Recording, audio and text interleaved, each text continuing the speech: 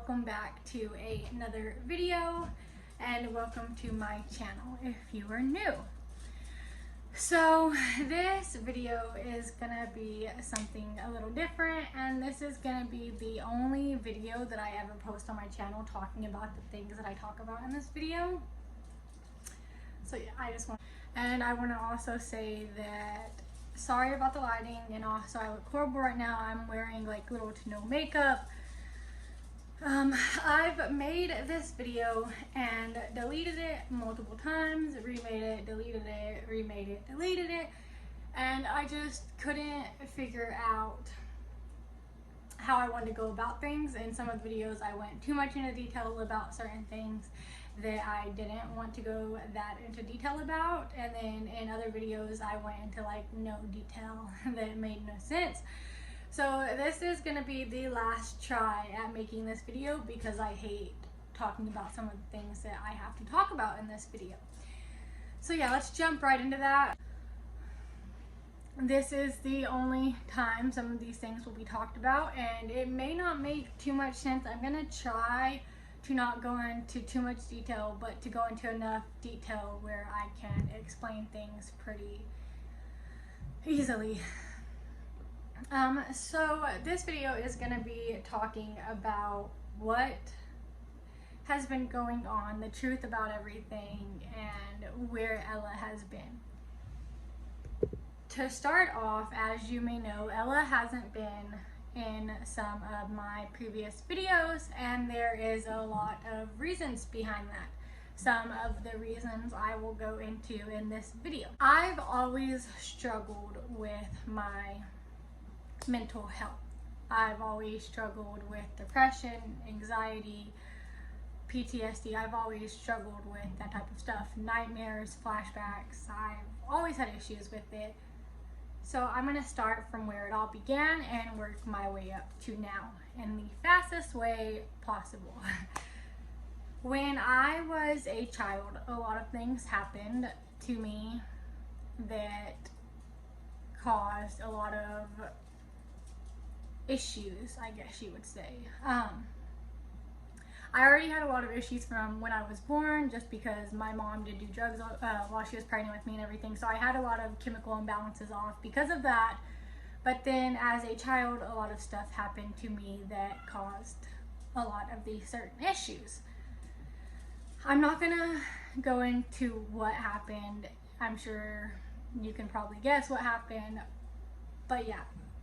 Jumping into that, at the age of 9, I finally told one of my school teachers. She sent me to the nurse's office and I told her, and I did counseling.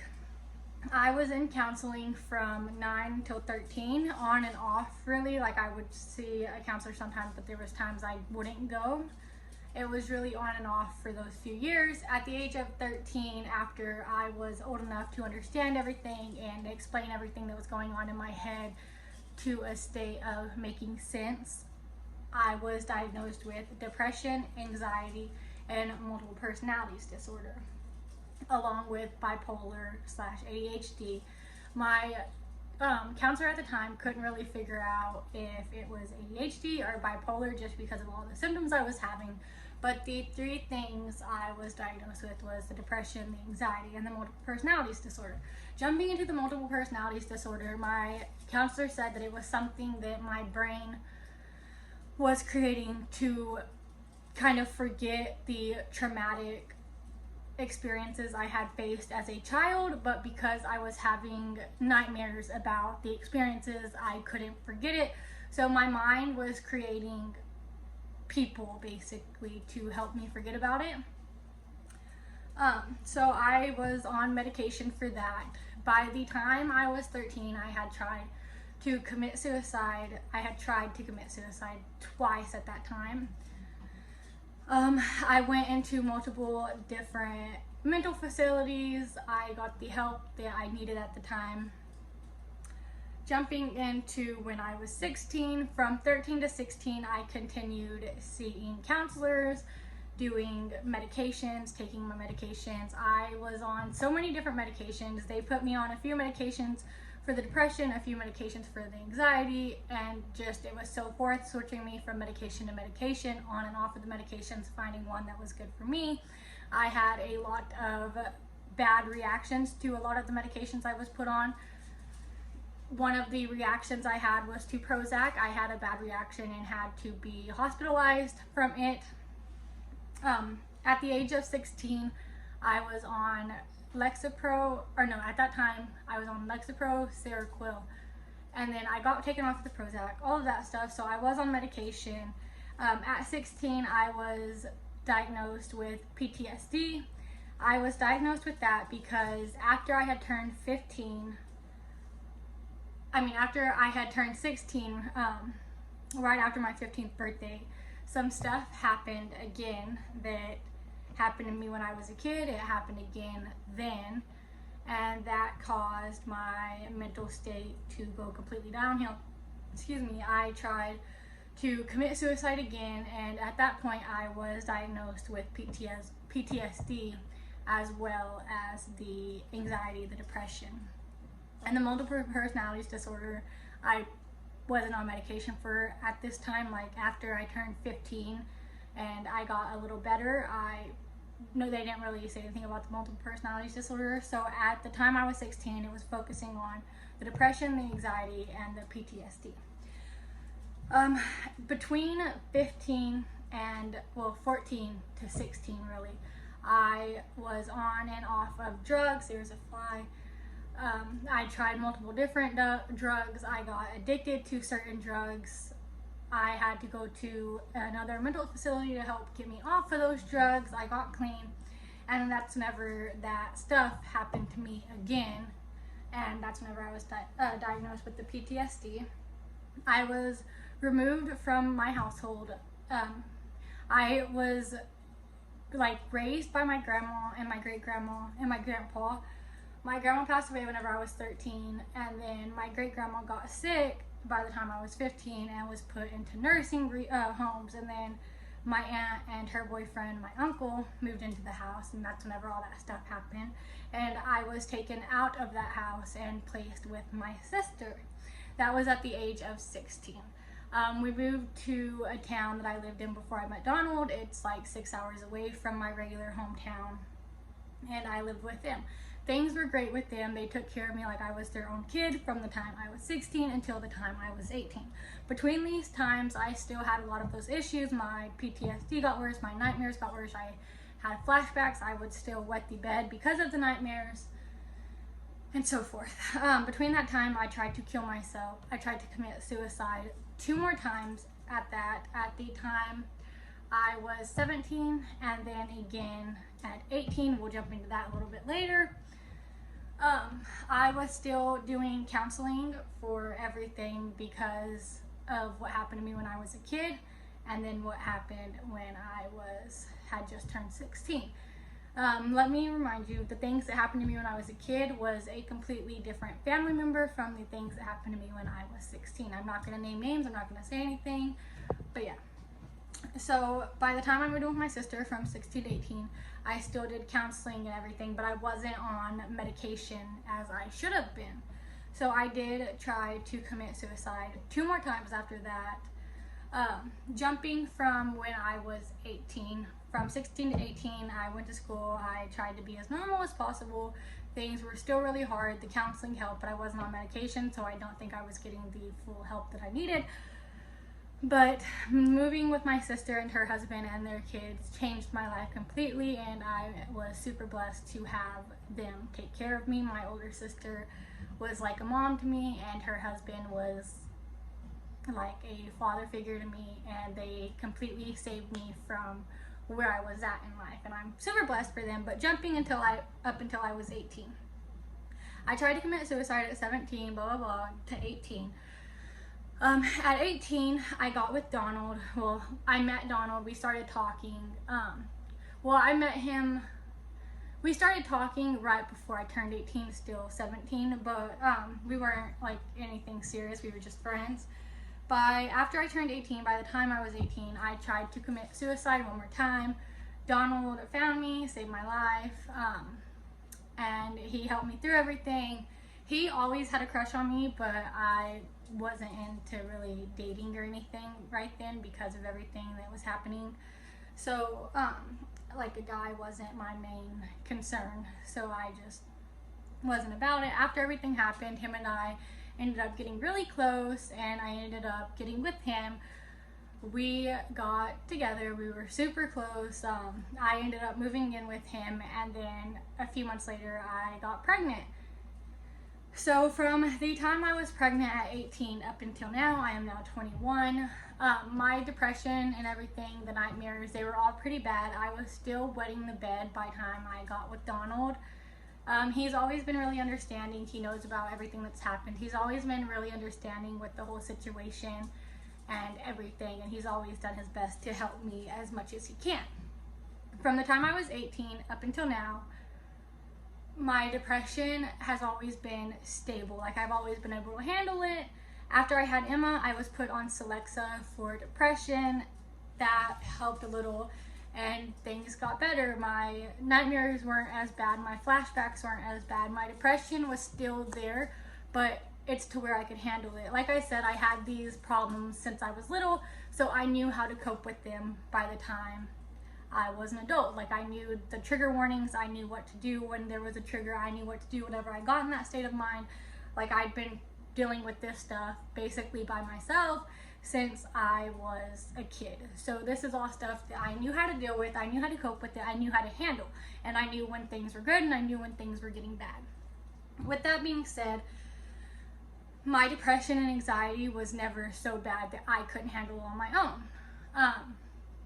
But then this is when things got got bad, when I noticed, kind of. November 2019, we let my mom stay with me. Growing up, my mom was never really part of my life. She was on and off of drugs, with different types of men, never a stable type of person. Me and her never got along because of things that happened to me when I was a kid. I kind of blamed her and resented her for everything, and we just never got along. She was never the type of person I wanted to be around, nor that I wanted to be. But she called me November 2019, said that she needed somewhere to stay, that she needed to get away from where she was and just needed help. Her being my mother, I talked to Donald about it, and we agreed to let her come and live with us. This was like 2 months after Ella was born. We were figuring out things of our own life. We had just gotten our own house ready and moved in completely. Things were crazy at this time. We let her move in, and at first things were great. And then December 2019 going on into 2020, my mom wanted to take a road trip to my hometown, and she was like, you and the girl should come, and Donald couldn't come because of work, but I decided to go because I have other family down there. My sister, her kids, my other sister, her kids are there, her husband's there, I have a lot of family there. The house that my grandma raised me in was there. I wanted to see what it looks like, what it had looked like since she passed away. Nobody was living in it, and it wasn't in the family anymore. I wanted to see my grandma's grave. There was just a lot of things that I wanted to see, and Mom wanted me to take Emma and Ella. Ella was only like 4 months old at this time, and I was like, I'm not letting her go. So her granny ended up, Donald's granny, her great granny, ended up keeping her. She's safe over there always, and I ended up taking Emma. We only took one vehicle, which was my mom's, because I was like, well, if my mom is driving, there's no point in me driving too. So we went with my mom. My mom said we were going to be there for the weekend. We had all these things planned. It was supposed to be one way. We got there, and it completely changed. Nothing she said was how it was going. It was horrible. She was back on drugs. Me and my daughter were not in safe places all the time. I was very uncomfortable in the situation. It was a complete nightmare. I completely lost respect for my mom during this time. Going on into when we were supposed to leave, the night we were supposed to leave came, and she wouldn't leave. She wouldn't bring me back. I told her that Ella had physical therapy, because if you haven't heard, they think that Ella is deaf in her left ear, and they think that she may have a few other issues with her motor skills and her development. So she's been in physical therapy since she's been like 3 months old, I think it was. But yeah, so I told her like Ella had physical therapy. There was a lot of things factoring in that I needed to get home for, and she completely didn't care. She had this abusive dude who was like coming to the place we were staying, like threatening to like hurt me and my daughter, and she did nothing about it. She didn't care. And so I finally was like, you can either take me home or I'm going to take your car and I'll get myself home. Like, we need to do something. A week went by and she finally brought me home. It was a mess. I completely lost respect for her. A few weeks after that, it was a few days after that, we told her she needed to leave. And this is where things got bad at. I noticed after this, my depression got bad again, my anxiety got bad again, my nightmares got bad again, my flashbacks got bad again. I'm not sure why, but from January 2020 up until August, the end of August 2020, things were the worst they have ever been. I had nightmares 24/7. I had flashbacks 24/7. I couldn't sleep. I was having a lot of suicidal thoughts. I felt like a horrible mother. Things were just really bad. I didn't really talk to Donald about these things because I've always been able to cope with them on my own. Like I said, like I've always been able to handle my issues. In August, well, at the end of August, the beginning of September, I noticed things were really bad again. And on one specific weekend, I called the girls' granny and I was like, hey, do y'all want to keep the girls this weekend? And they were like, yeah, we wanted to keep them anyways. It's the girls' granny, their aunt, and his cousin, Donald's cousin. They all live together. And she was like, yeah, like we want to keep them. We actually had plans this weekend anyways, and we wanted to see if we could keep them. And I was like, yeah, that actually works out great. Like, I need a little me time. And we were gonna pick them up that following Monday. This was on a Thursday. So Friday we went and dropped them off and everything. And over the weekend, things just got way worse. Not gonna go into much detail about that, but that Monday morning, I wanted to end my life. I knew I wanted to. I didn't want to be alive anymore. I didn't want to wake up in the mornings. I didn't want to take care of myself. I didn't want to do anything. I just wanted to stop existing. And that day I had planned everything out. I had everything ready. Donald was at work. I knew I wanted to do it. I was ready to do it. And I had it planned. I was 100% set on doing it. Donald came home from work that day and he ended up taking a nap, and I was ready. I had it all planned out. I had my plan. I was ready. And then right before I went to the place I was going to go do it at, I got a text from the girl's aunt, and it was a video of Ella just saying mommy. And she hadn't been saying mommy very long. She had just turned 1.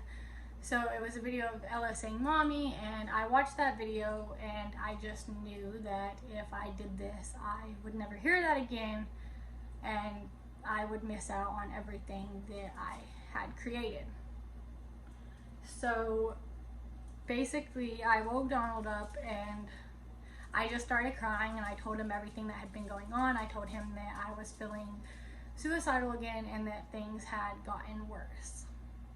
After I told him we were supposed to pick the girls up that night, like I said, that Monday night, he called his granny and kind of just explained to her what was going on. And she was like, y'all worry about y'all, like we got the girls, we'll keep them another night, blah, blah, blah. So the next morning, Donald and I did what we needed to do to get me into counseling and to get me the help that I needed, because we knew that that was the only way I was going to get better.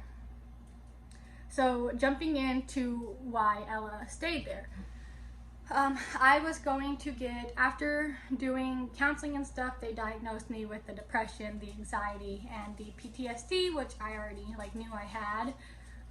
And they just said that what happened in December was basically like a trigger, being back in that town, being back around everything and everyone that I got away from, basically was just a trigger for everything. And being around my mom was also a trigger. So that, I think, is why things got bad again. But I ended up getting put on medicine, and we thought that with me getting put on medicine while I'm testing out different medications, because my mind reacts certain ways to certain medications. I've had bad reactions to a lot of medications. So while I was testing out different medications and trying medications, we figured it would be best that Ella stayed at Granny's. Granted, we went and seen her 24/7. They came over here 24/7. Like, they only live like not even far away. Like, I think they live like 9 to 10 minutes away. We did still have Emma, just because Emma isn't as hands-on. So my medicine that I was trying out, it caused me to, after I take it, it like made you super agitated, and you had to take it at nighttime, and you had to go to sleep right after you took it. And with Emma, she lays down and she goes to bed on her own, and she doesn't really need that much help in the middle of the night, whereas Ella still wakes up in the middle of the night for a bottle and everything. Well, now it's for a sippy, but she still woke up. So her granny kept her and her auntie kept her in this time, just so I could get everything with me figured out. I'm super blessed to have had them, and that they helped us through this difficult time, because I don't think it would have been as easy if it wasn't for them. So I'm super blessed for them. But I did end up getting on the right medication. I am on the medication right now. I'm still doing intensive outpatient counseling. I will continue to do that. And also they said that another thing that could have made my depression really bad these last few weeks was the fact of the miscarriage, because I was blaming myself for miscarrying and losing one of the twins. I blame myself pretty hard for that, because I was still working, lifting, doing things that I shouldn't have been doing while I had hemorrhaging under my pregnancy. So I was blaming myself for that. So my counselor said that a lot of that could have came from the miscarriage. So yeah, that pretty much sums up why Ella wasn't in these few videos. She is home now, Emma is home, they are both home, and I am on medication, I am doing counseling, and things are good right now. Things are going a lot better than they have been in a while. So I am super blessed for all of that. And yeah, this video was probably really fast. It probably didn't make any sense at all. I tried not to go into details about certain things, and I tried to go into a little bit more detail about certain things. If you have any questions or anything, just feel free to comment down below, and I will answer them in a Q&A that I should be filming next. So y'all stay tuned for that next video. Hopefully Donna will be in it. So if y'all have any questions, feel free to ask them down below. But yeah, I think that's it for this video. Again, sorry if it seems all over the place. Sorry if it didn't really make sense. Like I said, I don't really like talking about certain things. I don't like reliving certain things. And it's just easier for me. Like, I have trouble talking about these things with my counselor. So it's not really easy to talk about most of these things. I'm still really uncomfortable with a lot of these things, and it just really isn't easy to talk about. I've never been able to talk about what's going on in my head and what I've been feeling. But yes, I'm going to end this video here. Like I said, if y'all have any questions, feel free to ask them down below, and I will answer them in a Q&A. Thank y'all so much for watching, and I will see y'all in my next video. Bye guys.